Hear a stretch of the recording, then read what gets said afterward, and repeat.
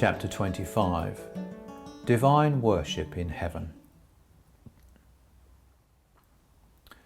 Divine worship in the heavens is not unlike in externals divine worship on the earth, but in internals it is different. In the heavens, as on earth, there are doctrines, preachings, and temples. The doctrines agree as to essentials, but they are doctrines of more interior wisdom in the higher heavens than in the lower. The preachings are in accordance with the doctrines, and as they have houses and palaces, so they have temples in which the preachings take place. Such things exist in the heavens because the angels are being continually perfected in wisdom and love. For they have, as men have, understanding and will, and both their understanding and their will are capable of being continually perfected, the understanding by means of the truths of intelligence, and the will by means of the goods of love. Divine worship itself in the heavens does not, however, consist in going to church and in listening to sermons, but in a life of love, charity, and faith in accordance with doctrines. Preachings in churches serve solely as means of instruction in matters of life. I have talked with angels about this, and have told them that it is believed in the world that divine worship consists solely in attending church, listening to sermons, observing the sacrament of the supper 3 or 4 times a year, and performing other acts of worship prescribed by the church. Also finding time for prayers and then behaving devoutly.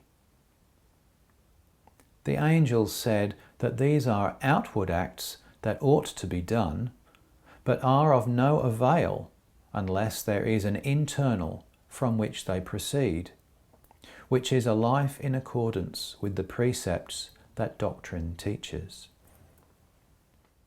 That I might learn about their meetings in temples, I have been permitted at times to attend and to hear the preaching. The preacher stands in a pulpit at the east. Those who are in the light of wisdom more than others sit in front of him. Those who are in less light to the right and left of these. They recline in the form of a circle, so that all are within the preacher's view, no one being at either side so as to be out of his view. At the door, which is at the east of the temple on the left of the pulpit, stands those who are being initiated. No one is permitted to stand behind the pulpit. If there is anyone there, the preacher is confused. It is the same if anyone in the congregation dissents, for which reason he must turn away his face. The preachings are made with such wisdom that they are not comparable with those in the world, for they are in the heavens in an interior light. The temples in the spiritual kingdom seem to be of stone, and those in the celestial kingdom of wood. The reason for this is that stone corresponds to truth, in which are those in the spiritual kingdom, while wood corresponds to good, in which are those who are in the celestial kingdom. In that kingdom, the buildings are not called temples, but houses of God. In the celestial kingdom, they are without magnificence, but in the spiritual kingdom, they are more or less magnificent. Moreover, I talked with a preacher about the holy state in which those are who listen to the preachings in the temples. He said that everyone is pious, devout and holy in accordance with his interiors, and these interiors are formed of love and wisdom, in which is what is holy itself, because the divine of the Lord is in them. He also declared that he knew nothing about outward holiness apart from love and faith.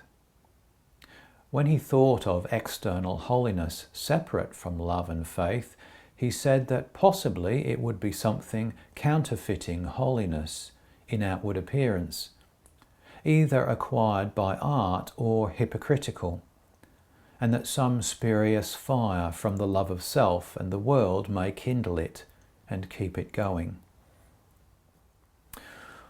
All the preachers are from the Lord's spiritual kingdom, none from the celestial kingdom. They are from the spiritual kingdom because the angels there are in truths from good, and all the preaching is done from truths. There are no preachers from the celestial kingdom because those who are there are in the good of love, from which good they see and perceive truths, but do not talk about them.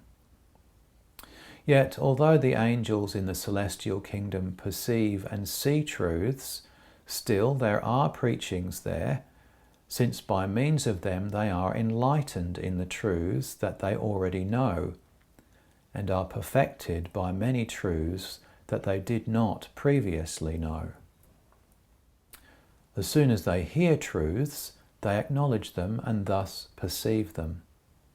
They also love the truths that they perceive, and by living in accordance with them, they make them to be of their life, declaring that to live in accordance with truths is to love the Lord. All preachers are appointed by the Lord and have therefore a gift for preaching. No one else is allowed to teach in the temples. They are called preachers, but not priests. They are not priests because the priesthood of heaven is the celestial kingdom. For priesthood signifies the good of love to the Lord, and those in the celestial kingdom are in that good. The royalty of heaven, however, is the spiritual kingdom, for royalty signifies truth from good, in which are those who are in the spiritual kingdom. The doctrines in accordance with which the preachings are all look to life as their end, and none to faith separate from life. The doctrine of the inmost heaven is more full of wisdom than the doctrine of the middle heaven, and this more full of intelligence than the doctrine of the lowest heaven. For in each heaven the doctrines are on a level with the perception of the angels. The essential of all the doctrines is to acknowledge the Lord's divine human.